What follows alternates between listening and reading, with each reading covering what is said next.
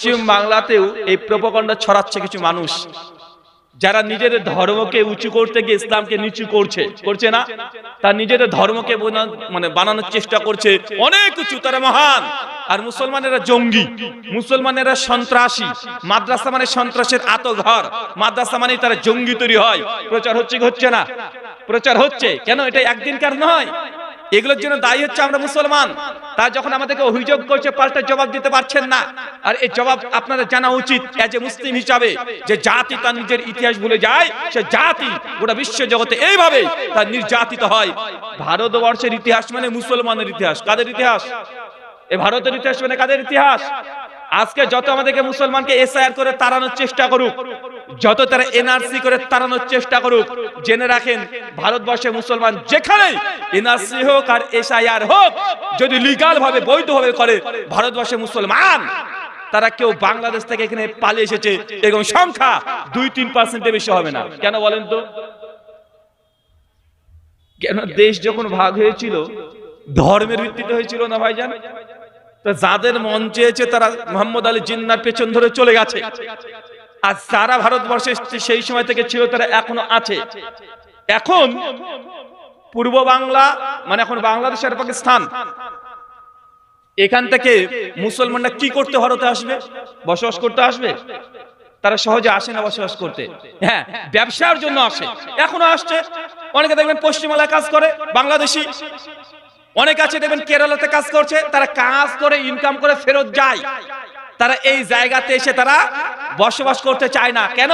কারণ তাদের নিজের মাতৃভূমি আছে, ওইখানে সংখ্যাগরিষ্ঠ মুসলমান দেশ, ওখানে তাদের কোনো ভয় নেই, তারা অটোমেটিক ফিরে যায়। কিন্তু বাংলাদেশ বা পাকিস্তান থেকে যেসব অমুসলিমরা এসেছে, তারা শুধু ব্যবসার কারণে আসেনি, এখানে এসে তারা এই দেশে বসবাস করছে। যদি এনআরসি হয়, এসআইআর হয়, তো মুসলমান বাদ যাবে না, হিন্দু দাদারা বাদ যাবে? কারা বাদ যাবে? দেখেন আসামে হয়েছিল না? আসামে কি হয়েছে? আসামে 1/3 মানে যদি 4 ভাগের মধ্যে প্রায় 60% সব আমাদের হিন্দু ভাইরা বাদ গিয়েছে এনআরসিতে। বিহারে হয়েছে, বিহারে মুসলমানের চাইতে হিন্দুরা বেশি বাদ গিয়েছে।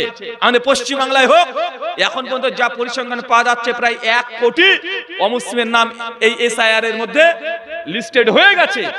কেন হয়েছে? কারণ এটা হওয়ারই কারণ মুসলমানরা পূর্ব পাকিস্তান থেকে বেশি ভারতে আসে নাই। যারা এসেছে ব্যবসা করেছে, আবার লুটা কম্বল দিয়ে চলে গেছে। কিন্তু লুটা কম্বল দিয়ে থেকে গেছে কারা? হিন্দু দাদারা। কারণ এই দেশকে তারা নিজেদের দেশ মনে করে না। আল্লাহ সুবহানাহু ওয়া তাআলা আপনাদেরকে বোঝার তৌফিক দান করুক, আমিন।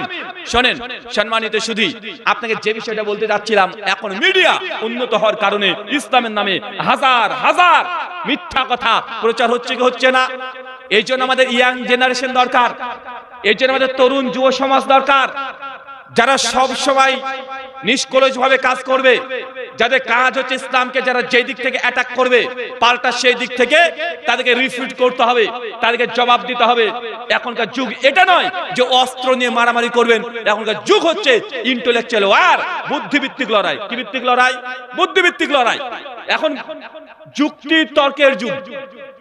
একটা সময় ছিল মানুষ মনে করতো মানুষকে হত্যা করলেই সে আদর্শকে বিলীন করা যায়, কিন্তু যুগ উন্নত হওয়ার পর দেখতে পাচ্ছে যে না, কোন জাতিকে কোন গোষ্ঠীকে যদি ধ্বংস করে দেওয়া যায়, যদি হত্যা করে দেওয়া যায়, তাহলে সেই জাতিকে কোনো ধ্বংস করা যায় না, বরং বুদ্ধিভিত্তিক টেকনোলজি দিয়ে মানুষকে এখন তারা প্রতিহত করতে চায়। করে কি করে না? আমি যখন ওই হিন্দু পণ্ডিতকে জিজ্ঞাসা করেছিলাম, পণ্ডিতজি 1,24,000 যদি আমাদের নবী রাসূল আসে, আর প্রত্যেক নবী রাসূল যদি 1 বছর করে হায়াত তথা জীবন পায়, তাহলে ইসলামের বয়স কত হওয়ার কথা? 1,24,000 হচ্ছে হিসাবে, তো 1,24,000 তো আমাদের বয়স হওয়ারই কথা। কিন্তু আপনি যে বলছেন যে ইসলাম এসেছে 1400 বছর আগে, আসলে ভুল ধারণা কোথায় জানেন? ভুল ধারণা তারা মনে করে আমাদের সর্বশেষ নবী মুহাম্মদ সাল্লাল্লাহু আলাইহি সাল্লাম তিনি ইসলাম নিয়ে এসেছেন। আসলে তিনি কি নিয়ে এসেছেন? তিনি তো না রে ভাই। আর তার আগে নবী মুসা ছিল, তার আগে দাউদ ছিল, সুলাইমান ছিল, ইউনুস, ইউসুফ, ইয়াকুব, জাকারিয়া, ইয়াহইয়া, শুআইব, সুলাইমান, কত নবী তার দুনিয়াতে এসেছে। এরা কখনো হিন্দু ধর্ম প্রচার করেনি, এরা কোনো খ্রিস্ট ধর্ম প্রচার করেনি, এরা প্রচার করছে যে ধর্ম, সেটার নাম হচ্ছে ইসলাম। ওই হিন্দু দাদারকে জিজ্ঞাসা করেন যে মুসলমান যে কুরবানি করে কেন করে, ওরা বলবে যে নবী ইব্রাহিম এই সময় থেকে কুরবানি প্রথা আছে। তো নবী ইব্রাহিম কোন ধর্মের ছিলেন? আমরা তো মুসলমান তাকে মানি না? আমরা পৃথিবীর প্রথম মানুষ কাকে মানি? নবী আদম। তো আদম আলাইহিস সালাম তো সৃষ্টির প্রথম মানুষ, তো ইসলাম তার নতুন আসলো কিভাবে? যদি আপনি জবাব দেন তাহলে নিঃসন্দেহে লাজবাব হতেই হবে। কিন্তু মুসলমানের বাচ্চা, এই সন্তান, আমরা না ধর্ম জানি, না আমরা রাষ্ট্রনীতি জানি, না আমরা অর্থনীতি বুঝি, না আমরা সমাজনীতি বুঝি। আমরা বুঝি কি, মাধ্যমিক পাস করুক বা না করুক, একটা ৮০,০০০ ১ লাখ টাকা দিয়ে টোটো কিনে ওই রাস্তা টোটোতে ৪-৫টা মানুষ প্রতিদিন বহিয়ে ৫০০-৬০০ টাকা ইনকাম হবে, আর সারাদিন ওই বিড়ি টানবে, জর্দা সিগারেট গুল খাবে, মনে করছে এটাই জীবন। মনে করছে না? তো এই জাতির তো এই অবস্থায় হবে। আজকে মুসলিম জাতি ভারতবর্ষে মার খাচ্ছে। অথচ আপনি যদি ইতিহাস জানতেন, এই ভারতবর্ষের ইতিহাস মানে মুসলমানের ইতিহাস। কার ইতিহাস? মুসলমানের ইতিহাস। আমরা ইন্ডিয়ান মুসলিম, ভারতীয় মুসলিম, আমরা আল্লাহ আদেশ মানি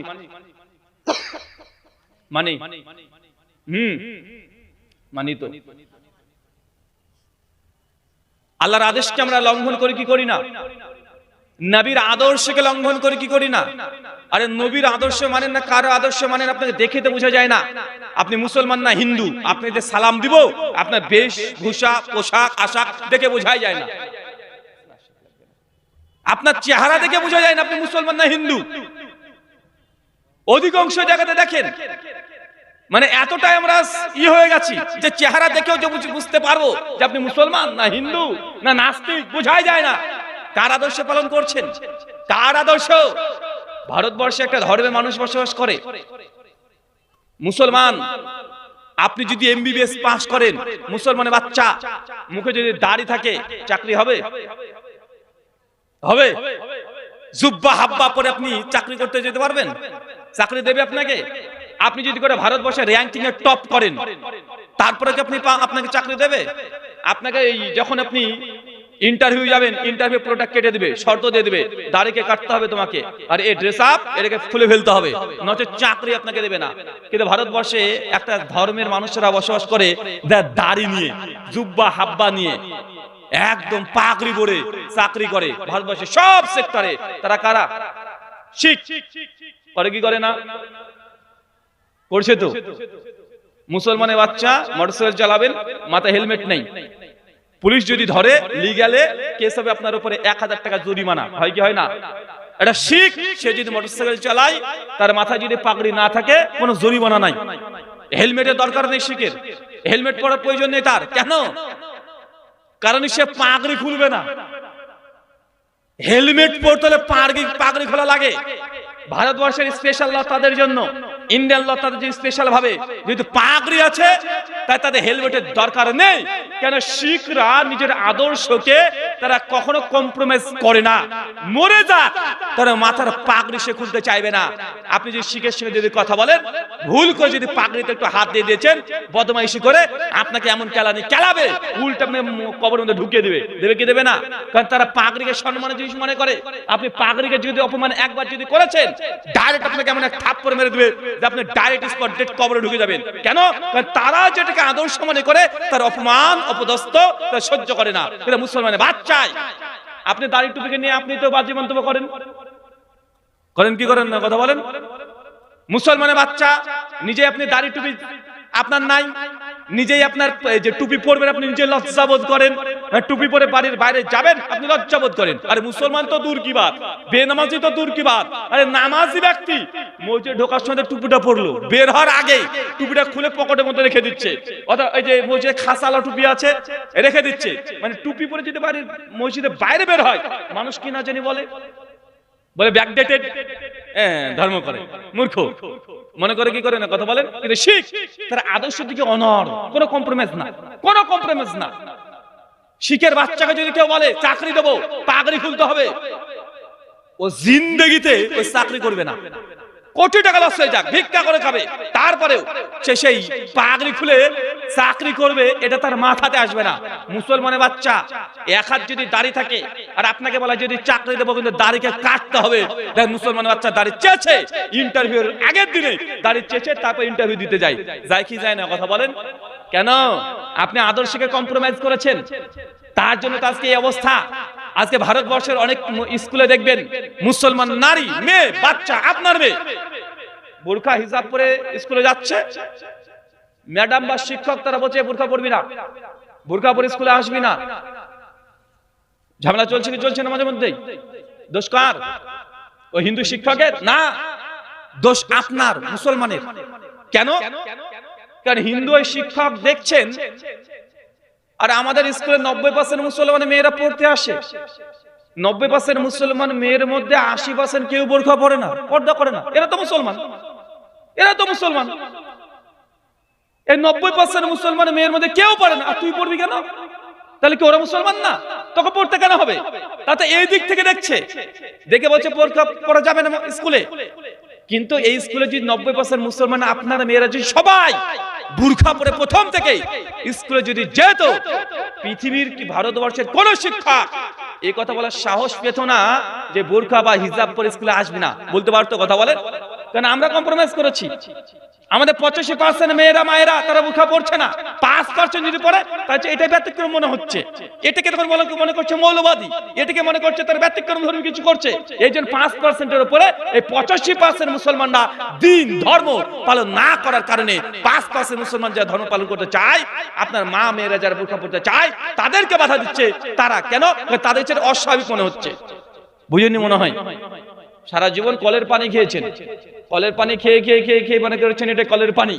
আজকে যদি আপনাকে এই পানিটা প্রথমে চাষাকে বল চাষা খান, চাষা একটু কেউ ওয়াক করে থুক করে ফেলে দেবে, তিতো পানি বলবে কি বলবে না? এই পানিকে তিতো বলি না আমরা, এই পানিতে তিতো। আরে ভাই পানি তিতো না, এটা যে বিশুদ্ধ পানি, খাঁটি পানি। আপনি যে কলের পানি খেয়েছেন ওটা আর্সেনিক যুক্ত পানি খেয়েছেন, ওটা পিউরিফাই না।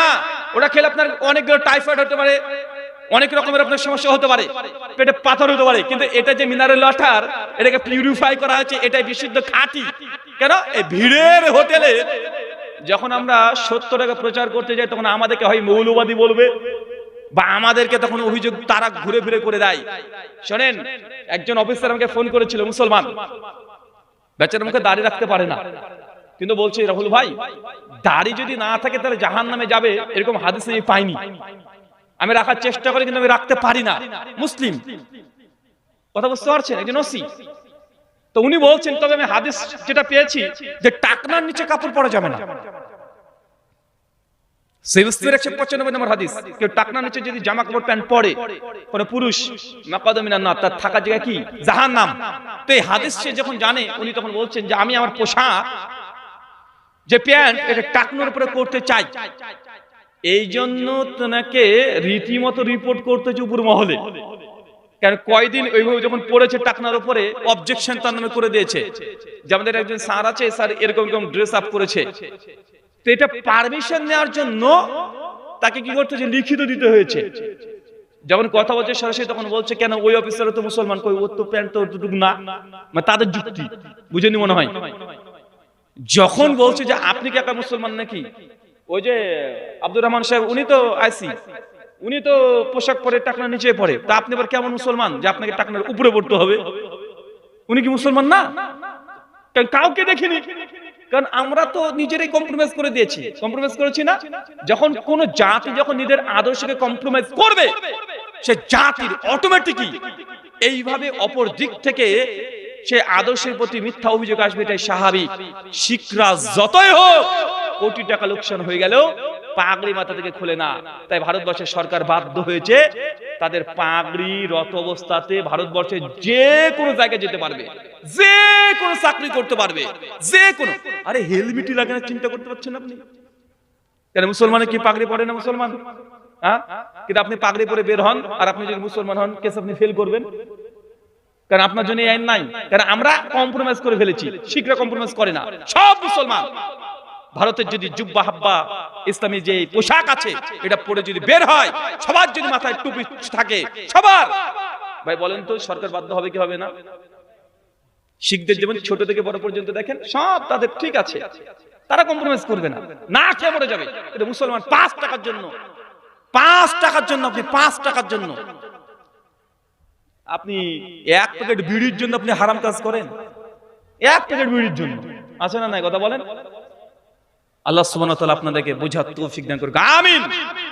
আসমান থেকে আল্লাহ সুবহানাহু ওয়া তাআলা জানিয়ে দিয়েছেন যে জাতি আল্লাহর আদেশকে লঙ্ঘন করবে, সে জাতিকে আল্লাহ ফিতনা দিয়ে জর্জরিত করে দিবে। আচ্ছা বলে তো সুদের অপরাধ কি? সুদ খেলে কি হয়?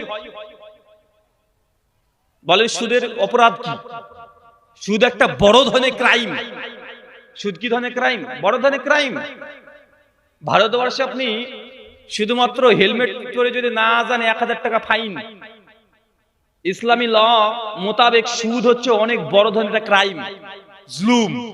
সূরা বাকারা কলম 275 নম্বর আয়াত ভাবাংশ যদি বলা যায়, আল্লাহ সুবহানাহু ওয়া তাআলা জানাচ্ছেন কেউ যদি সুদ খায় তাহলে সে আল্লাহ তার রাসূলের বিরুদ্ধে যুদ্ধ ঘোষণা করলো। কার বিরুদ্ধে?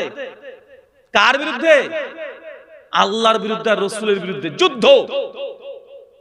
আপনি আল্লাহর বিরুদ্ধে যুদ্ধ করছেন প্রতিদিন, রাসূলের সঙ্গে যুদ্ধ করছেন প্রতিদিন, তো আপনার উপরে কি আল্লাহ সুবহানাহু ওয়া তাআলা তার রহমতের চাদর দিয়ে আবৃত করবে?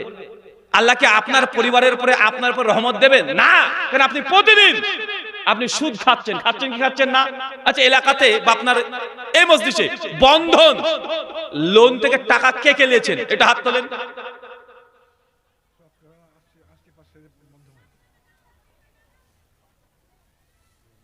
হাত তুলতে পারছেন না, তা না? হাত উঠছে না, হাত উঠছে না। শোনেন, আমরা নিজেদেরকে ধ্বংস করছি। আল্লাহ সুবহানাহু ওয়া তাআলা জানেন কেউ যদি সুদ খায় সে আল্লাহ তার রাসূলের বিরুদ্ধে যুদ্ধ ঘোষণা করলো। তো আল্লাহর সাথে যুদ্ধ ঘোষণা করে আপনি শান্তি পেতে পারেন?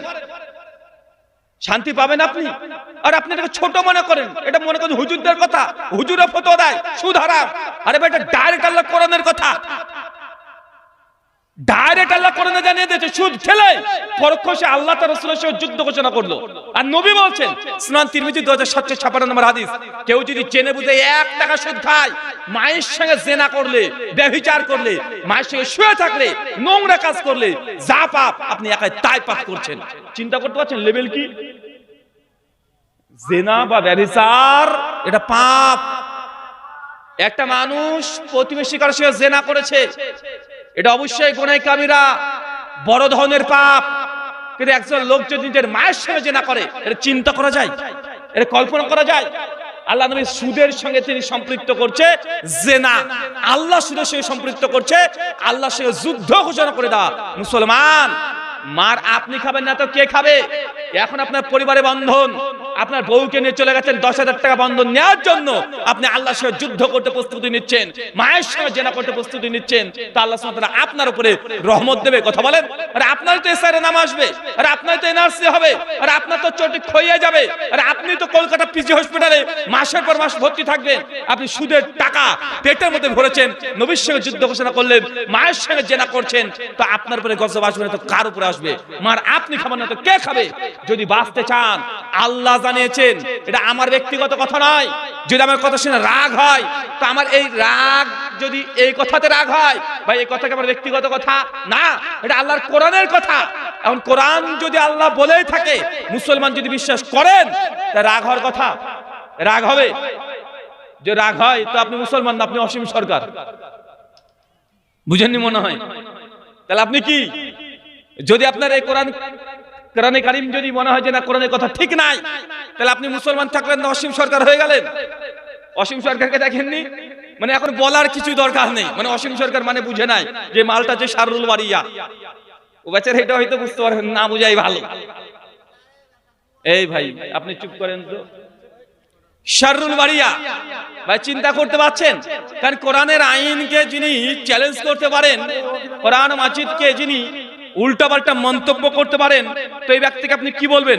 এই ব্যক্তির সঙ্গে আপনার সম্পর্ক কি হতে পারে?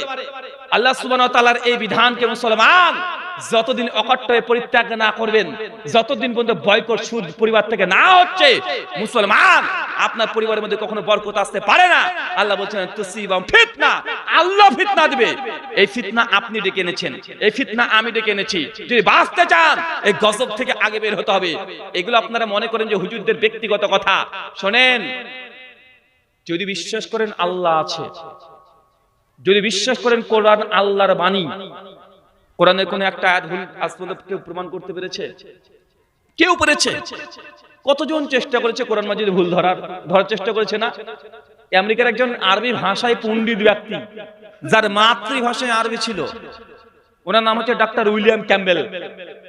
তিনি কোরআন মাজিদ তার মাতৃভাষা, আমরা আর কতটুকু তাহলে আরবি জানি, মানে ওর যদি মাতৃভাষা হয়, ওর মাতৃভাষা আরবি, তারপরে কোরআনের উপরে তিনি পিএইচডি ডিগ্রি করেছেন। চিন্তা করা যায়? খ্রিস্টান ধর্মে ওই লোক কোরআন মাজিদ পড়ে পড়ে পড়ে পড়ে পড়ে পড়ে কোরআন মাজিদ থেকে প্রায় 22টা বৈজ্ঞানিক ভুল ধরেছে। কয়টা?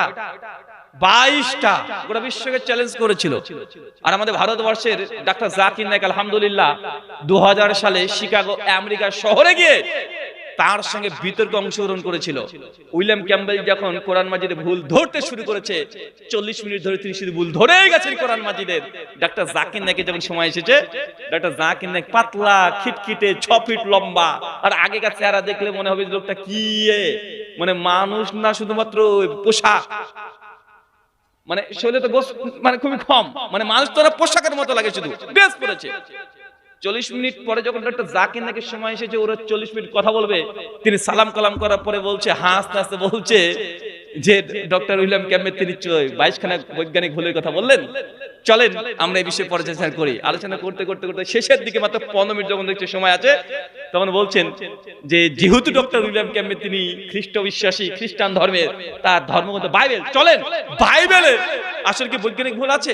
এই কথা বলে 15 মিনিটে ডক্টর জাকির নায়েক প্রায় 33খানা বাইবেল থেকে ভুল বের করে দেখিয়ে দিয়েছে। লেবে ঠেলা সামলা।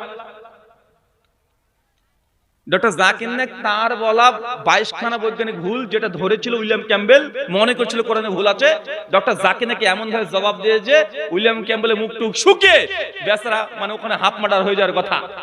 ডক্টর জাকির নায়েক পাল্টা বলছে তোর বাইবেলের মধ্যে 33খানা বৈজ্ঞানিক ভুল, বেচারা একটা উত্তর দিতে পারেনি। গোটা আলোচনা শেষ হয়ে গেছে 4 ঘন্টা, একটা উত্তর দিতে পারেনি। এখন কোরআন মাজিদে বৈজ্ঞানিক ভুল অনেকে ধরার চেষ্টা করে, কোরআন মাজিদে ভুল আছে অনেকে চেষ্টা করে, কিন্তু আজ পর্যন্ত কেউ কোনো ভুল পেয়েছে কথা বলেন না।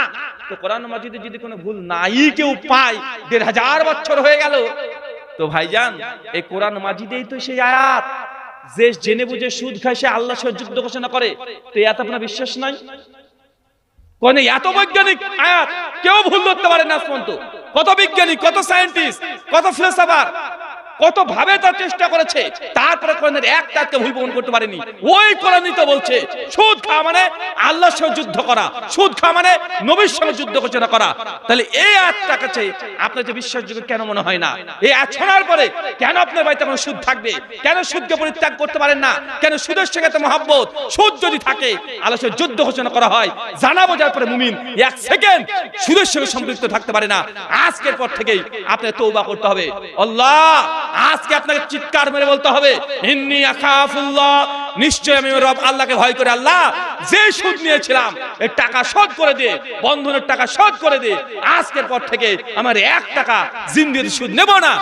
দেখেন যদি মুসলমান সুদ থেকে দূরে থাকতে পারেন, অটোমেটিক আল্লাহর রহমত আসবে। আসবে কি আসবে না? এটা আল্লাহর ওয়াদা, এটা আল্লাহ কোরআন বলছে, যার মধ্যে কোনো সন্দেহ নেই।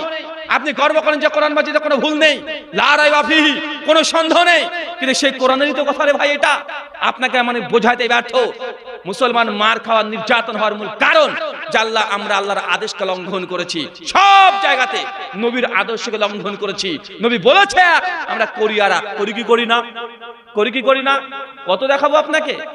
মুসলমান 5 টাকার জন্য আপনারা সম্পর্ক নষ্ট করে দেন। আল্লাহ নবী বলেন লা ইয়াদখুলুল জান্নাহ, ওই ব্যক্তি কখনোই জান্নাতে যাবে না। আল কাতিল, যে সম্পর্ক ছিন্ন করেছে। সম্পর্ক ছিন্ন করেননি? আল্লাহর কোরআনের বিধান, বাপের সম্পত্তি তার মেয়ে পাবে, পাবে না? মানে আপনার বোন আপনার বাপের সম্পত্তি পাবে। আপনার বাপ মারা গেছে, বোন আপনার এসে বলছে ভাই আব্বা তো 1.5 বিঘা জমিটা ছিল, তো আমার মিরাস মানে আমার সম্পত্তি আমাকে ভাগটা বুঝিয়ে দাও। আপনি বড় ভাই, মেজো ভাই, ছোট ভাই 3 ভাই মিলে আপনার বোনকে আপনি উল্টা পাল্টা বলতে শুরু হয়ে যায়। এই তো লজ্জা লাগে না? তোর বিয়েতে আমরা 1.5 লাখ টাকা খরচ করেছি, তুই টাকা চাইতে আসছিস মানে, যে ভাগ চাইতে আসছিস মানে? খবরদার, যদি কোনো জমি বলে আসিস তুই বাড়িতে, আর বাড়িতে তুই আসবি না। বোন তারপরে বলছে আমার ভাগ দাও। আপনি বোনের সাথে সম্পর্ক চুক্তি, আপনি সম্পর্ক ভেঙে দিয়েছেন। আছে না নাই? কথা বলেন, আছে না নাই? আরে যে অধিকার আল্লাহ কোরআনে দিয়েছে, আপনি বোনকে উল্টোপাল্টা মন্তব্য করে তার সাথে সম্পর্ক ছিন্ন করে দিচ্ছেন। আরে বোন যে আপনার ভাগ পাবে এটা আল্লাহর বিধান। এটা কার বিধান? এটা আল্লাহর বিধান। আপনি দাম্ভিকতা দেখিয়ে, আপনি ক্ষমতা দেখিয়ে বোনকে ইমোশনাল ব্ল্যাকমেল করে, বিভিন্ন ছলচাতুরি করে, বিভিন্ন খাতা কলমের ঘোচা মেরে, টাকা দিয়ে জমিনে আমিন নামিয়ে আপনি টাকা আত্মসাৎ করে নেবেন, জমিন ভোগ করে নেবেন। মুসলমান, আপনি আল্লাহর আইনকে তাহলে মানলেন? কথা বলেন। আল্লাহ বলছেন লা ইয়াদখুলুল জান্নাহ, এই ব্যক্তি জান্নাতে যাবে না। এক বিঘা কেউ যদি জমি যদি মেরে খায়, আরে আপনি তো নিজের জমি আর আছে জানছেন, এত আপনার জমি শেষ, ইচ্ছাকৃত দলীয় দাপট ক্ষমতা সবকিছু আপনার আছে, আপনি এক হাত ওই জমির মধ্যে ঢুকিয়ে দেন। আছে না নাই? আছে না নাই? এগুলোকে আপনি কি করছেন? আল্লাহকে রাগান্বিত করছেন। কাকে রাগান্বিত করছেন? আল্লাহকে রাগান্বিত করছেন। আর আল্লাহকে যদি রাগান্বিত করে দেন, আল্লাহর আইনকে যদি আপনি নিজে যদি মানে বিরোধিতা করেন, আইনের যদি উল্টো দিকে চলে যান, দেশের আইনকে যদি আপনি না মানেন, তাহলে আপনি ক্রিমিনাল কি ক্রিমিনাল নয়? কথা বলেন। আপনি ক্রাইম করলেন কি করলেন না? পুলিশ যদি জানতে পারে আপনাকে ধরবে কি ধরবে না? ধরবে। তো আল্লাহকে আপনাকে ধরবে না? আল্লাহ একটা বিধান দিয়ে দিয়েছে, আল্লাহ বিধানকে আপনি মানবেন না, তা আল্লাহকে উপর থেকে তার নির্দিষ্ট যে পাওয়ার ক্ষমতা আল্লাহ দেখাবেন কি দেখাবেন না? দেখাবেন। শোনেন, রাসূলের আদর্শকে লঙ্ঘন করেন কি করেন না?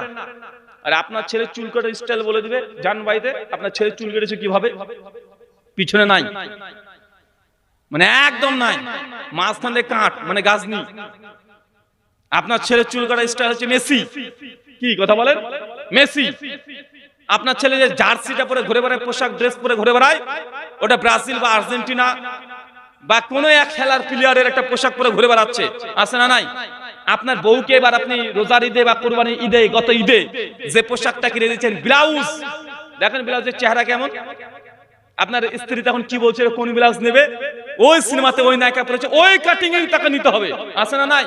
আর আপনি কার আদর্শ গ্রহণ করছেন? আপনার প্রত্যেক জায়গাতে নবীকে না আদর্শ গ্রহণ করছেন না আল্লাহর আইনকে আপনি মেনেছেন। আপনি বাড়িতে রীতিমতো প্রত্যেক স্ত্রী থেকে শুরু করে সব জায়গাতে রাসূলের আদর্শকে গ্রহণ করা বাদ দিয়ে রাসূল যা বলেছে তার উল্টো নীতি মুসলমান ইন্ডিয়ান মুসলিমরা বেশি করছে। এই জন্য আপনার পরে গজব আছে। কি আছে? কথা বলেন। গজব আছে। আল্লাহ সুবহানাহু ওয়া তাআলা জানিয়ে দিয়েছেন এই গজব থেকে মুক্তির পথও আছে। আমি আলোচনার শেষে টুক করে 1 মিনিটে বলে দেব এই গজব থেকে কিভাবে বাঁচবেন। মূল কারণ, আসমানি দরজাকে বন্ধ করতে হবে। আসমানি দরজা মানে আল্লাহ যে কারণগুলো বলেছে, আল্লাহ যে কারণগুলো বলেছে, কারণকে আগে বন্ধ করেন, আল্লাহকে ভয় করেন। আল্লাহ সুবহানাহু ওয়া তাআলা তিনি চাইলেই আবারও এই ভারতবর্ষের বুকেই মুসলমানরা মাথা তুলে চলতে পারে এমন ব্যবস্থা করতে পারে কি পারে না? পারে কি পারে না? বদরে 313 জন সাহাবী ছিলেন। কতজন? বদরের যুদ্ধে 313 জন সাহাবী ছিলেন। আর বেধর্মী কাফের যারা ছিল তারা কত ছিল? কয়েক হাজার। মুসলমানরা বিজয় লাভ করেছে কি করেনি? 313 জনের যা পাওয়ার, যা ঈমান, ঈমানি জজবা যত বেশি থাকবে আল্লাহর সাহায্য তত বেশি আসবে। বদরের ঘটনা একটা বলি, সূরা আনফাল খুলবেন, সূরা নম্বর 8 আয়াত নম্বর 48 48।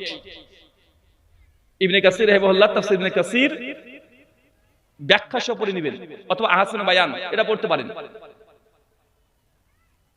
বদরের যুদ্ধের কয়েকদিন আগে ইবলিস শয়তান, কি নাম বললাম বলেন তো ভাইজান? ইবলিস শয়তান। ইবলিস সুরাকা বিন মালিক, বনু বকর গোত্রের একজন প্রভাবশালী, ক্ষমতাবান, দাম্ভিক এক নেতা, অনেক পাওয়ার। ইবলিস শয়তান করেছে কি জানেন?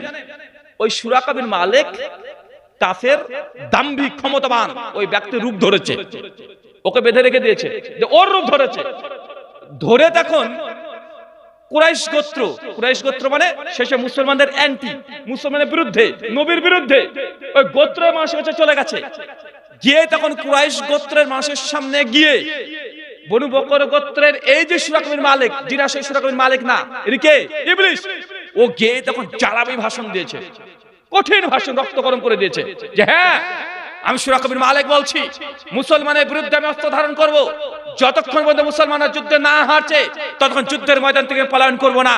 আমি আমার সঙ্গবঙ্গ সব নিয়ে মুসলমানের বিরুদ্ধে আসবো। কুরাইশদেরকে সাহস দিচ্ছে। আর কুরাইশের নেতারা ভাবছে, বাপরে বাপ, সূরা কবির মালিক যদি আমাদের সমর্থনে চলে আসে, আমাদের পক্ষে চলে আসে, মুসলমানকে পা হাতের খেল, যখন তখন মেরে আমরা কবর দিয়ে দিতে পারি। এখন সূরা কবির মালিক এসে এই কথা বলার কারণে কুরাইশদের একদম মানে কনফিডেন্স 100%, এটা পারবেন আমাদের সঙ্গে, কারণ সূরা কবির মালিক আছে, তার সমর্থন আছে। এখন আমাদের দেখেন না, যদি কোন দেশকে যদি আমেরিকা সমর্থন দেয়, যদি বলে আমেরিকা আমি সমর্থন দিলাম, যদি হামলা করে তো আমি দেখে নিব, আমেরিকা যদি একবার বলে, তো সেই দেশ ভয় আর হামলা করে করে করে না কেন? মানে আমেরিকা সুপার পাওয়ার, মানে ও যদি কাউকে যদি সমর্থন দিয়ে দেয়, মাথায় হাত বলে দেয়, তার দিকে বাঁকা চোখে তাকায় না, অনেক বেশি ভয় পায়, তখন যুদ্ধ থামিয়েও দেয়, আছে না নাই? তো সূরা কবির মালিক হচ্ছে প্রভাবশালী ক্ষমতাবান নেতা, যখন সে যখন বলছে যে আমি কুরাইশের পক্ষে, মুহাম্মদের বিরুদ্ধে, এখন বলেন তো কুরাইশদের দাম্ভিকতা তখন কত হতে পারে, তাদের মানে এনার্জি কি পরিমাণ হতে পারে। তাই নিশ্চিত এই বদরে মুসলমানকে শেষ করে দেব। কিন্তু আসলে সূরা কবির মালিক ছিল না, ও কি ওই ইবলিস শয়তান ডাইরেক্ট রূপ ধরে চলে এসেছে। সূরা আনফাল 38 নম্বর আয়াতের ব্যাখ্যা পড়ে দেবেন ইবনে কাসির থেকে। যখন বদরের মাঠে যখন যুদ্ধ শুরু হয়ে গেছে, রীতিমতো ইবলিস সূরা কবির মালিকের সুরাত ধরে তরবারি নিয়ে মুসলমানের সঙ্গে যুদ্ধ করছে, মরণপণ লড়াই চলছে। আর আল্লাহ সুবহানাহু ওয়া তাআলা আসমান থেকে ফেরেশতা জিবরাইলকে পাঠিয়ে দিয়েছে, যাও মুসলমানের পক্ষে লড়াই করো। ফেরেশতা মিকাইল, ইসরাফিল সব ফেরেশতা আসমান থেকে নামতে শুরু করে দিয়েছে।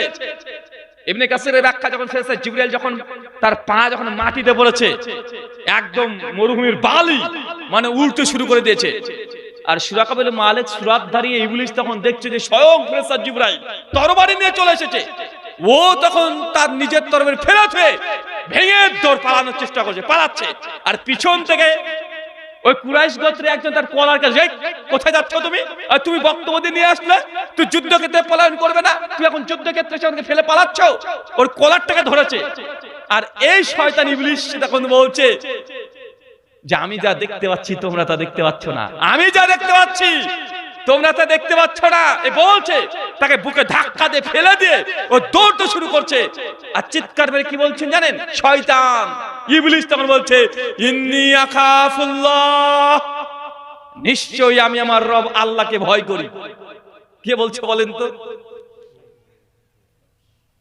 সূরা আনফালের 38 নম্বর আয়াত। ইবলিস শয়তান বলছে, ইন্নী আখাফুল্লাহ আল্লাহু শাদীদুল ইকাব, নিঃসন্দেহে আল্লাহ তিনি শাস্তি দানে কঠোর। এই কথা বলছে, শয়তান পালাচ্ছে। শয়তান আল্লাহকে ভয় করে। মুসলমান, আপনি ভয় করেন? শয়তান বিশ্বাস করে যে আল্লাহ শাস্তি দানে কঠোর। মুসলমান, আপনি বিশ্বাস করেন?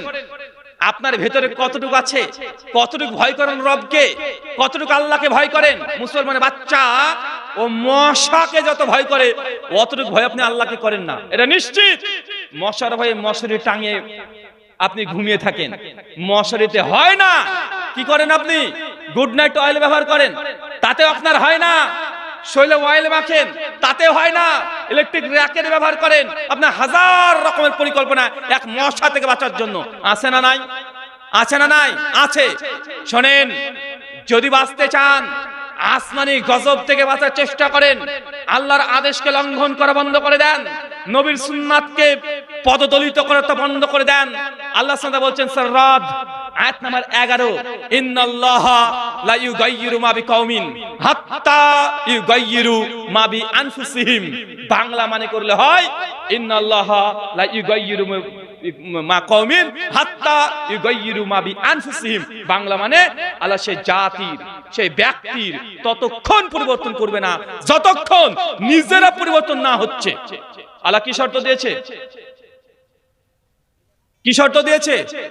আল্লাহ বলছেন, আমি তোমাদের ততক্ষণ পরিবর্তন করব না, ততক্ষণ তোমাদেরকে সফলতা দেব না, ততক্ষণ তোমাদের উপরে রহমত বর্ষণ করব না, যতক্ষণ তোমরা নিজেদেরকে পরিবর্তন না করো।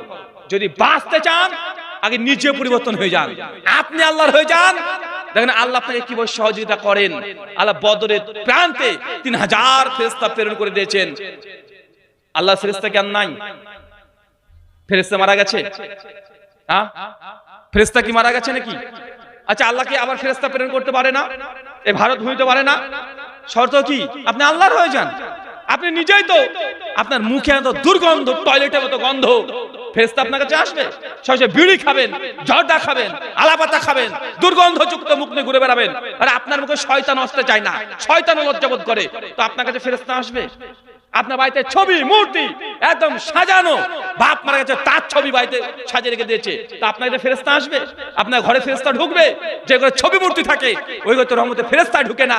যার মুখে দুর্গন্ধ, পেঁয়াজের, রসুনের, পেঁয়াজ খাওয়া হারাম না, দুর্গন্ধ হয়, এই জন্য নবী বলছেন মসজিদে খেয়ে যাবে না, কারণ ফেরেশতারা কষ্ট পায়, তোমার মুমিন ভাই কষ্ট পায়। তো আপনি 24 ঘন্টা আপনি জর্দা খেয়ে থাকেন, আপনি বিড়ি খেয়ে থাকেন, দুর্গন্ধযুক্ত মুখ, তো এই মুসলমানের কাছে ফেরেশতা আসবে? আপনার সহযোগিতা করতে আসবে? আরে ফেরেশতা আসবে না, শয়তান আসতে লজ্জাবোধ করে, শয়তান মনে করে যে বেটা তুই যা শয়তান, তুই যা বদমাশ, আমি গেলে তোর কাছে হয়তো আমি নিজে ফেল করে যাব, শয়তান আপনার কাছে ভয় পায়। শোনেন, পরিবর্তন হন, দেখেন আল্লাহর রহমত আসবে। পরিবর্তন হবেন না, এইভাবে এসআইআর, এনআরসি, নানাবিধ সমস্যা আপনার আসবে, ডিটেনশন ক্যাম্পে আপনার ঢুকতে হবে। এগুলো আল্লাহর পক্ষ থেকে গজব। মুসলমান পরিবর্তন হন। শুকরান, জাযাকাল্লাহু খায়রান, বারাকাল্লাহু ফিকুম। শেখ চলে এসেছে, আমি এখানেই আমার আলোচনা শেষ করছি। প্রায় মসজিদে শুক্রবার দিন জর্দার কোটায় টাকা ওঠানো হয়। এটাকে টাকা ওঠানো যাবে কি যাবে না? মানে ওই প্যাকেট যেটা আছে সেটা জর্দার। শোনেন শোনেন, জর্দা কি মানে রীতিমতো ছিল নাকি? মানে জর্দা থাকে বা টাকা দেন নাকি, এরকম নাকি? না, জর্দা শেষ হয়ে গেছিল কোনো এক কালে, তবে সেটা ধুয়ে মুছে এখন টাকা তোলার ব্যবহার করা হয়, এরকম কিছু কি? নাজায়েজ, হারাম না, তবে এরকম অপবিত্র জিনিসকে প্রমোট করা মসজিদে উচিত নয়। তাআওয়ানুল বিররি ওয়াত তাকওয়া, তোমরা সৎ কাজে একে অপরের সহযোগিতা করবে, মন্দ কাজের কোনো সহযোগিতা করবেন না। যেহেতু এটা জর্দার মানুষের মধ্যে সন্দেহ সংশয় চলে এসেছে, মানুষের কাছে খারাপ মনে হচ্ছে, এটাকে বর্জন করা উচিত। ইমাম মালিকের একটা উসুল, যদি কোনো জায়গায়, কোনো গ্রামে, কোনো সুন্নাত কেউ মানুষ যদি মন্দ মনে করে, মানে মুস্তাহাব, সুন্নাত না সরি, মুস্তাহাব আমলকে যদি কেউ মন্দ মনে করে, তাহলে সেই গ্রামে, সেই জায়গাতে সে মুস্তাহাব আমলটা করাটা বর্জন করা উচিত। যেমন দক্ষিণ আফ্রিকার সাইডে ইমাম মালিক রাহিমাহুল্লাহর ফতোয়া বেশিরভাগ ওই জায়গাতে চলে। তো ইমাম মালিক এই কাছে যখন প্রশ্ন করেছিলেন যে আমাদের অত্র অঞ্চলে কেউ যদি বাবরি চুল রাখে, কি চুল? বাবরি চুল রাখে, তো মানুষটাকে ভণ্ড বলে, মানুষটাকে খারাপ মানুষ মনে করে, কারণ এই ধরনের চুলগুলোকে তখনকার মানুষ ওই অঞ্চলে দক্ষিণ আফ্রিকার সাইডে ওই জায়গাতে মানুষ যারা পাপী, খারাপ, বদমানুষ, তারা রাখে। চুল দেখলে মানুষটাকে বিরক্ত হয়ে যায়, রেগে যায়, কি একটা ভণ্ড, প্রতারক। তো ইমাম মালিক বলেছে ওই অঞ্চলের জন্য ওই জায়গাতে এই চুল রাখা মুস্তাহাব নয়, বর্জন করে মুস্তাহাব। কেন? কারণ মুসলমান যদি চুল রাখে, মানুষ তাকে তার মতো মনে করে, খারাপ মনে করবে, তার মেসেজই কবুল করবে না, দাওয়াতই কবুল করবে না। এটা একটা উসুল। শুকরান। কিছু টিকটকার নামাজ পড়ে না, আবার গলায় মালা পড়ে থাকে, আর কিছু ইসলামী ভিডিও পোস্ট করে, বলে শেয়ার না করলে হাত পচে যাবে। এই যে ফেসবুকেও জাল হাদিস, যদি শেয়ার না করলে যদি হাত পচে যায়, তো যে লিখছে সে জানলো কিভাবে হাত পচবে? কোন বৈজ্ঞানিক প্রমাণ আছে? কোন সায়েন্টিফিক প্রমাণ আছে? জ্ঞান দুই দিক থেকে আসতে পারে, হয় সায়েন্টিফিক কোন প্রমাণ অথবা ওই, তাই তো নাকি? তো বিজ্ঞান তো আমাদের বলছে না না এরকম শেয়ার টেয়ার না করলে পচে, এর কোনো ভিত্তি নাই। এটা তো আমরা মেডিকেল সায়েন্স থেকে জেনে নিয়েছি। আর জ্ঞানের দ্বিতীয় উৎস কি? ওহী, হয় কোরআন বা হাদিস। তো কোন আয়াতে আছে? হাদিসে কোন জায়গাতে আছে? নাই। তো মানুষ পরোক্ষভাবে বলতে চাই যেহেতু একটা ইসলামিক বক্তব্য আমি চালিয়েছি, শেয়ার করবি না, হাত পচে যাবে। তো রিলেটেড একটা হাদিস, মানে এটা ফেসবুকে জাল হাদিস। একটা ছবি দিয়েছে, বলছে আমিন না লিখে কেউ যাবেন না, 50 জন মানুষকে যদি শেয়ার করেন আপনার মনের আশা পূর্ণ হবে। এটা হচ্ছে ফেসবুকে জাল হাদিস। মানে জাল হাদিস শুধু শেষ হয়ে তৈরি হচ্ছে এমনটা নয়, এখন ফেসবুকে জাল হাদিস তৈরি হয়। মানে যা মন চায় বলছে এটা হাদিসে আছে। বলছে মানে ভালোবাসা ভাঙা আর মসজিদ ভাঙা সমান। কিছু আগে পোস্ট করেছে একজন, মানে ওকে ওর গার্লফ্রেন্ডের টাকা দিয়েছে, গার্লফ্রেন্ডের বিয়ে হয়ে গেছে, ও তো বলছে যে ভালোবাসার সম্পর্ক ভেঙে দেওয়া আর মসজিদ ভাঙা দুটোই সমান। মানে ওটা জাল হাদিস তৈরি করেছে, চিন্তা করেছেন? তো এগুলো সব ভিত্তিহীন কথা, এগুলো থেকে দূরে থাকবেন। শুকরান, জাযাকাল্লাহু খায়রান, বারাকাল্লাহু ফিকুম, ওয়া মা আলাইনা ইল্লাল বালাগ। সুবহানাকাল্লাহুম্মা বিহামদিক ওয়া আশহাদু লা ইলাহা ইল্লা আনতা আস্তাগফিরুকা ওয়া আতুবু ইলাইক। আসসালামু আলাইকুম ওয়া রাহমাতুল্লাহি ওয়া বারাকাতুহু। উম্মি সাহেব আলোচনা করবেন। এরপর শাহিনুর রহমান আছে, উনি শেষে আসবেন। ঠিক আছে, থাকবো তো ইনশাআল্লাহ? কেউ উঠবো না ইনশাআল্লাহ? আরে 364টা দিন নিজের কাজে দিয়েছেন, অন্তত পক্ষে একটা দিনও নয়